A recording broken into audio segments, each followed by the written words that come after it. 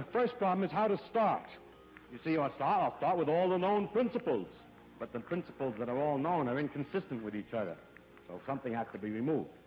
So we get a lot of letters from people. We're always getting letters from people who are insisting that we ought to make holes in our guesses as follows. You see, you make a hole to make room for a new guess. Somebody says to you, people always say space is continuous, but how do you know when you get to a small enough dimension that there really are enough points in between? It isn't just a lot of dots separated by little distances. Or they say, those quantum mechanical amplitudes that you told me about, they're so complicated and absurd. What makes you think those are right? Maybe they aren't right.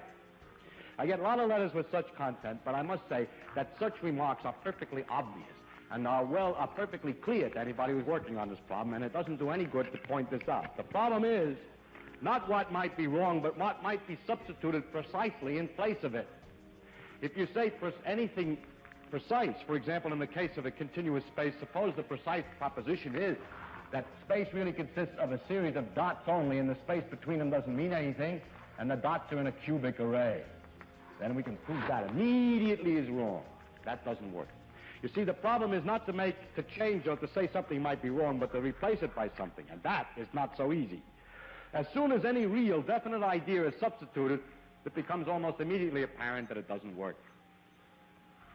Secondly, there's an infinite number of possibilities of these simple types. It's something like this. You're sitting working very hard. You've worked for a long time trying to open a safe. And some Joe comes along who doesn't know anything about what you're doing or anything except that you're trying to open a safe. He says, why don't you try the combination 10, 20, 30? Because you're busy. You're trying a lot of things. Maybe you already tried 10, 20, 30. Maybe you know that the middle number is already 32 and not 20.